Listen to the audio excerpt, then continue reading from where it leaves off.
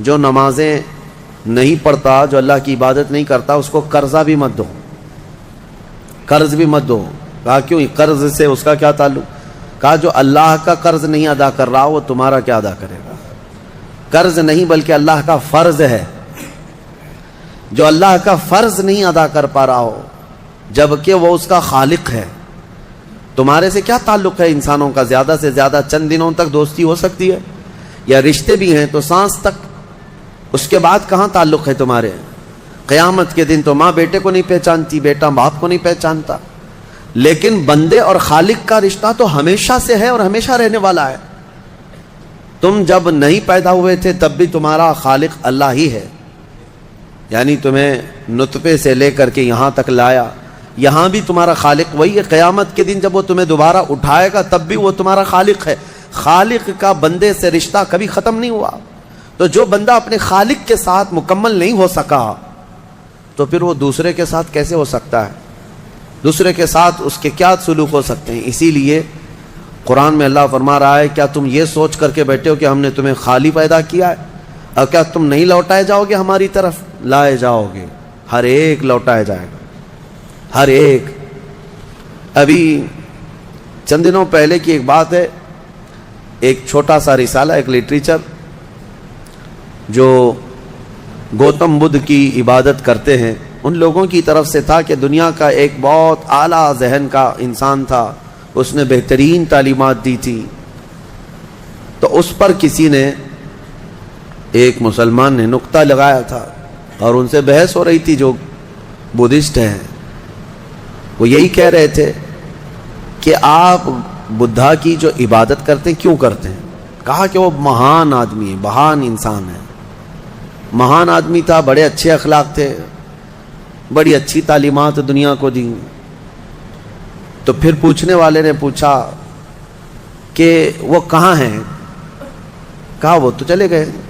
کب؟ کہا برسوں ہو گئے، 2500 سال پہلے تو انتقال ہو گیا، مر گئے۔ کہا آئے تھے اور چلے گئے۔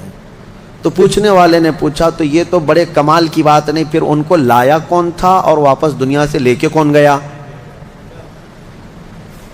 اگر وہ سب سے مہان ہے تو آج ہوتا اور ہم بھی اس کے پیچھے چلتے۔ کہا کہ اب وہ پیدا ہوا اور پھر دنیا سے چلا گیا، ہم یہ پوچھ رہے ہیں کون ان کو دنیا میں لایا تھا اور کون دنیا سے لے کے گیا؟ وہ بیچارہ خاموش ہو گیا۔ اس نے کہا کوئی تو طاقت ہوگی۔ کہا وہی طاقت ہر ایک کو موت کے بعد لوٹائے گی۔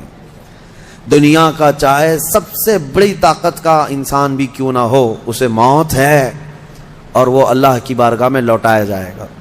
اسی کو اللہ تعالیٰ فرماتا ہے تم کیا سوچ کر کے بیٹھے ہو کہ تم ہماری طرف نہیں لوٹائے جاؤ گے؟ تم سب کو اللہ کی طرف لوٹ کر کے جانا ہے۔ اس دن کو یاد رکھو، اس دن کو یاد رکھو جب یہ ساری چیزیں دھری کی دھری رہ جائیں گی اور تم آخری سفر پر نکل چکے ہوں گے، اور عجیب و غریب حالت میں ہم جاتے ہیں میرے عزیزو۔ یہ سارے ہمارے کپڑے، ہماری جائیدادیں، ہماری سواریاں، ہماری گاڑیاں سب رہ جاتی ہیں۔ آج تک آپ نے دیکھا کہ کوئی آدمی جنازے کی بجائے مرسیڈیز میں قبر میں جا رہا ہو؟ نہیں، وہ بھی 4 کندھوں پر بوجھ بن کر کے ہی جا رہا ہے۔ بڑی اعلیٰ قسم کی سواریاں وہ وہیں رہ جاتی ہیں، بڑے عمدہ لباس یہیں رہ جاتے ہیں۔ آخری سفر کا ایک مخصوص لباس ہے، ایک مخصوص انداز ہے اور ایک مخصوص طریقے سے لے جا کر کے قبر کے حوالے کر کے آ جاتے ہیں۔ اور اسی کو فرمایا گیا ہے کہ جس کو یہ اپنا آخری سفر یاد ہوگا اسے یہ بھی یاد ہوگا کہ میں یہاں کیوں آیا ہوں۔ کبھی آج تک آپ نے اپنے اندر جھانک کر کے پوچھا، کبھی سوچا زندگی میں کبھی ایسا وقت آیا آپ کے؟ ابھی جیسے مثال کے طور پر مسجد میں آ کر بیٹھے، ابھی میں آپ سے پوچھوں پکڑ کر کے کیوں آئے ہو یہاں پہ مسجد میں، فوراً آپ جواب دیں گے عبادت کے لیے آئے ہو۔ مسجد کائے کے لیے ہے؟ عشاء کا وقت ہو رہا تھا، نماز پڑھنے کے لیے آیا، یا محفل چل رہی تھی محفل میں آ گیا۔ یہ تو تمہارا مقصد ہے، ہر کام کا تمہارا مقصد ہوتا ہے۔ کبھی یہ سوچا میں دنیا میں کیوں آیا، پوری دنیا میں میں کیوں آیا؟ جس نے اس سوال کا جواب حاصل کر لیا وہ معرفت کو پہنچ گیا۔ جو صحیح طریقے سے اس جواب کو پہنچ گیا وہ اللہ کی معرفت حاصل کر لے گا۔ اسی لیے میرے عزیزو آگے رب تعالیٰ فرماتا ہے افحسبتم انما خلقناکم عبثا افحسبتم انما خلقناکم عبثا وانکم الینا لا ترجعون. حضرت موسیٰ علیہ الصلوۃ والتسلیم کے متعلق ایک بات ملتی ہے. ایک چھپکلی تھی، دیوار پر چل رہی تھی. موسیٰ علیہ السلام نے پوچھا مولا اس کا کیا کام ہے، اس کا کیا کام ہے، یہ کیوں پیدا ہوئی ہے؟ چھپکلی کا ضروری نہیں کہ ہر ایک کی حکمت آپ کو معلوم ہو کون دنیا میں کیوں آیا. اللہ نے کوئی بھی چیز بغیر فائدے کے نہیں پیدا کی. رب تبارک و تعالیٰ نے ارشاد فرمایا موسیٰ تھوڑی دیر پہلے چھپکلی نے مجھ سے پوچھا کہ موسیٰ کو مولا تو نے کیوں پیدا کیا. حضرت موسیٰ علیہ السلام کا کیا کیا کام ہے. یہ ضروری نہیں کہ مخلوقات کو ایک دوسرے کی حکمتیں معلوم ہوں، ضروری نہیں ہے. لیکن اللہ تعالیٰ عبث بغیر کسی وجہ کے محض کسی کو نہیں پیدا کیا. بس اپنے مقصد زندگی کو سمجھو اور فالتو اپنی زندگی کو ضائع مت کرو. جو لوگ بیٹھے اسی طرح سے اپنی زندگی کو ضائع کر رہے ہیں ان نوجوانوں کو ایک دن احساس ہو جائے گا کتنی قیمتی چیز دنیا میں ضائع کر دیا انہوں نے. کتنی قیمتی چیز، کروڑوں کا معجون ملا کر کے بھی بڑھاپے کو جوان کر کے دکھا دو. یہ گیا وقت پھر ہاتھ آتا نہیں، سدا دور دورہ دکھاتا نہیں. آپ جس طرح سے تیزی سے اس دنیا کو کاٹتے ہوئے جا رہے ہیں میاں، ہم تو منٹ منٹ گن رہے ہیں. آج دیکھیں ہم 15 تراویح پڑھ چکے ہیں الحمدللہ. ابھی تو ہم چاند کے انتظار میں تھے. یوں ہی وقت آئے گا، اللہ آپ کو سلامت رکھے. ہماری زندگی کا بھروسہ نہیں، اگلا رمضان بھی پھر آپ بیٹھیں گے. بہت تیزی سے آپ کی زندگیاں گزرتی جا رہی ہیں اور اچانک ایک دن اعلان ہو جائے گا فلاں کا بیٹا انتقال کر چکا، جنازے میں حاضر ہو جاؤ. یہی زندگی ہے. اسی لیے عبث اپنی زندگی کو ضائع نہ کریں. جو زندگی کے لمحات ہیں ان میں کچھ نہ کچھ انویسٹ کر دو تاکہ قیامت کے دن شرمندہ ہونا نہ پڑے، ذلیل ہونا نہ پڑے، رسوا ہونا نہ پڑے. بہرحال دوسری سورہ ہم نے جو تلاوت کی سورۃ النور، سورہ نور ہے. اس میں احکام بہت سارے آئے ہیں. اس کی شروعات جو ہے وہی بہت ایک سخت ترین گناہ اسلام میں اس کے مذمت میں آئی، زنا. اللہ نے قرآن میں جگہ جگہ فرمایا وَلَا تَقْرَبُوا الزِّنَا إِنَّهُ كَانَ فَاحِشَةً وَسَاءَ سَبِيلًا. زنا کے قریب بھی مت جانا. اللہ فرماتا بے شک وہ سب سے بری چیز ہے اور سب سے برا راستہ ہے. نبی کریم صلی اللہ علیہ وسلم نے فرمایا کہ جب مومن کوئی مسلمان زنا کر رہا ہو تو ایمان کی حالت میں وہ زنا کر ہی نہیں سکتا. یہ بات یاد رکھ لو آپ، ایمان کی حالت میں کوئی زنا نہیں کر سکتا. فرمایا گیا جب زنا کر رہا ہو تو اس کا ایمان اٹھا لیا جاتا ہے. ایمان اس کے ساتھ نہیں ہوتا، ایمان اٹھا لیا جاتا ہے. ایمان اور زنا جمع ہو ہی نہیں سکتے ایک انسان کے اندر. یہ بہت سخت وعید ہے میرے آقا صلی اللہ علیہ وسلم کی حدیث پاک میں. ایمان کی حالت میں زنا نہیں ہوتا اور جب زنا کر رہا ہوتا ہے تو ایمان نکال لیا جاتا ہے، وہ معلق ہوتا ہے، آسمانوں پر لٹکا ہوتا ہے. اس زنا کی حالت میں اس کے ساتھ ایمان نہیں ہوتا. اب جو آیتیں آئی ہیں اللہ فرماتا ہے الزانیۃ والزانی فاجلدوا کل واحد منہما 100 جلدہ. زنا کرنے والے مرد اور زنا کرنے والی عورت کو 100 کوڑے مارو. یہ ان کے لیے ہے جو غیر شادی شدہ ہے، اور جو شادی شدہ ہیں ان کے لیے رجم ہے. رجم کا مطلب ہے پتھروں سے اتنا مارو کہ وہ ختم ہو جائے، ان کی موت تک انہیں سنگسار کرنا ہوگا. یہ اتنی ہیبتناک سزا ہے دنیا میں کہ دیکھو تو رونگٹے کانپ جائیں آپ کے. لیکن لوگوں کو ایسا لگتا ہے کہ ایسی اتنی بڑی سخت سزا کیوں ہے. میرے عزیزو، یہ ایک ناسور ہے، ایک کینسر ہے معاشرے کا. ایک کینسر ہے. جب کیمو کرتا ہے ڈاکٹر تو بہت سخت تکلیف ہوتی ہے. کیمو تھراپی آسان نہیں ہے. پورے جسم کے بال جل جاتے ہیں، خون میں پتہ نہیں کیا سے کیا ہو جاتا ہے. کیوں؟ ایک پھوڑی کہیں پر کینسر کی آئی ہوتی ہے، اس کو ختم کرنے کے لیے پتہ نہیں 10 12 کیمو دیے جاتے ہیں. زنا جو ہے پورے معاشرے کا ناسور ہے، کینسر ہے.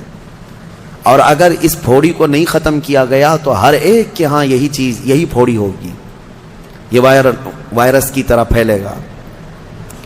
اور اسلام نے یہ سب سے بڑی سزا رکھی ہے زنا میں، سب سے بڑی سزا ہے. آج دنیا یہ مطالبہ کر رہی ہے کہ ریپسٹ کو اسلامی سزا دی جائے. کیوں؟ ان کی بیٹیوں کا جب ریپ ہو جائے تو وہ چلاتے ہیں۔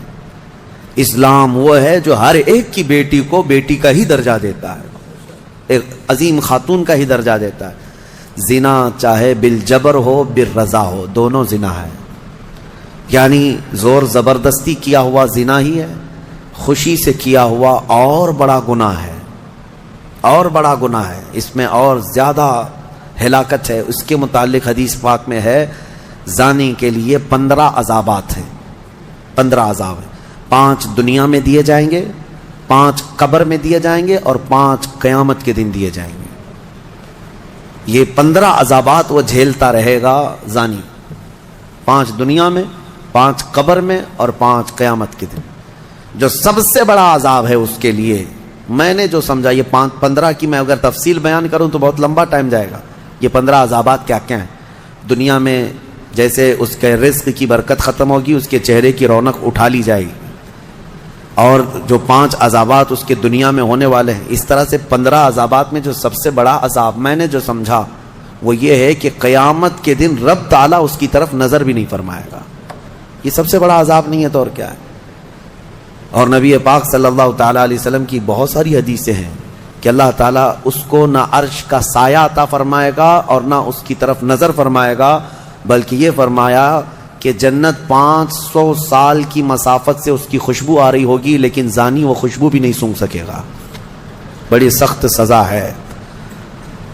اور میرے عزیزو، اس سورے میں اللہ تعالیٰ نے کئی مرتبہ یہ زانیوں کا ذکر فرمایا، الزانیۃ والزانی فجلدوا کل واحد منہما 100 جلدہ، 100 کوڑے مارو، ولا تأخذکم بہما رأفۃ فی دین اللہ، اور اللہ کے دین میں کوئی ہمدردی مت لینا، یہ بھی حکم ہے۔ کسی کے ساتھ نرمی مت کرنا، ایسے اگر کسی کے ساتھ ہو گیا ہے تو۔ ان کنتم تؤمنون باللہ والیوم الآخر، اللہ فرما رہا ہے اگر تم اللہ اور آخرت پر ایمان رکھتے ہو تو ذرا برابر بھی نرمی نہ لینا اس پر۔ وہ اور دوسرا ایک اور سخت حکم یہ ہے، وَلْيَشْهَدْ عَذَابَهُمَا طَائِفَةٌ مِّنَ الْمُؤْمِنِينَ، زانی اور زانیہ کو چپکے سے کہیں سزا مت دے دینا، بلکہ اللہ فرما رہا ہے ان دونوں کے عذاب پر پورے مومنوں کو گواہ بناؤ، سب کے سامنے ان کی سزا ہو۔ آپ کو پتہ ہے نبی پاک صلی اللہ تعالیٰ علیہ وسلم کے صحابہ میں حضرت ماعز اسلمی کا نام ملتا ہے، ایک صحابی تھے۔ یہ ایک دن روتے ہوئے بارگاہ رسالت میں آپ صلی اللہ علیہ وسلم میں آئے، کہا آقا مجھ سے گناہ ہو گیا ہے۔ حضور نے فرمایا کیا ہوا؟ کہا کہ میں بتا نہیں سکتا۔ حضور نے پھر پوچھا بتاؤ تو صحیح کیا ہوا ہے؟ کہا بولتا ہوں تو منہ کو کلیجہ آ جاتا ہے، کلیجہ منہ کو آ جائے اس طرح کی چیز ہے میں نہیں کہہ سکتا۔ حضور نے فرمایا بتاؤ ماعز تمہارے لیے ہم ذریعے حل تلاش کر کے بتا دیں؟ انہوں نے کہا یا رسول اللہ مجھ سے زنا ہو گیا ہے۔ اتنا کہنا تھا نبی پاک صلی اللہ علیہ وسلم نے اپنا چہرہ پھیر لیا، صحابی ہیں حضور کی، خطا ہو گئی میرے آقا لیکن آیا ہوں آپ کے دربار میں۔ جب حضور نے اپنا چہرہ پھیر لیا اب بچا کیا تھا؟ اب وہ رونے گڑ گڑانے لگے، قدموں میں گر گئے، اتنا روتے رہے اتنا روتے رہے۔ اسی کو شاید امام اہل سنت فاضل بریلوی نے ترجمانی میں اشعار میں یوں کہا ہے، یا رسول اللہ تجھ سے جو منہ چھپاؤں تو کروں کس کے سامنے، کیا اور کسی سے توقع نظر کی ہے؟ بد ہیں تو آپ کے، بھلے ہیں تو آپ کے، ٹکڑوں پہ یہیں کے پلے ہیں، رخ کدھر کریں؟ نبی پاک صلی اللہ تعالیٰ علیہ وسلم نے پھر ان کو اٹھایا اور پوچھا بتاؤ ہوش میں ہو، ہوش و حواس میں کہہ رہے ہو؟ حضور نے جب پوچھا کہا ہاں میں ہوش و حواس میں کہہ رہا ہوں۔ کہا تمہیں کوئی بیماری، کوئی غشی، کوئی نشہ تو نہیں؟ کہا نہیں میں ہوش و حواس میں کہہ رہا ہوں۔ 3 مرتبہ جب پوچھا تو انہوں نے اقرار کیا۔ صحابہ سے میرے آقا نے فرمایا دیکھو ماعز اقراری مجرم ہے، اسلام میں سزا ہے، یہ شادی شدہ ہے، لے جاؤ اس کو سنسار کر دو، سنسار کرو۔ خود میرے آقا صلی اللہ علیہ وسلم سزا میں تو نہیں گئے، صحابہ کے حوالے کر دیا۔ اب وہ مدینے میں ایک پہاڑی ہے جبل انم، وہاں پر لے جایا گیا اور پہاڑ کے اوپر سے ماعز اسلمی کو ڈھکیل دیا گیا۔ وہ لڑکتے ہوئے نیچے آئے، تھوڑا سا بہت اونچی پہاڑی نہیں ہے، وہ چھوٹی پہاڑی ہے۔ پھر وہاں سے جتنے صحابہ تھے ان سب نے پتھر مارنا شروع کیا اور سب اتنے پتھر برسائے گئے تھے کہ ماعز اسلمی کی روح نکل گئی، انتقال ہو گیا، زخمی حالت میں تھے۔ جب واپس آئے میرے آقا صلی اللہ علیہ وسلم غمگین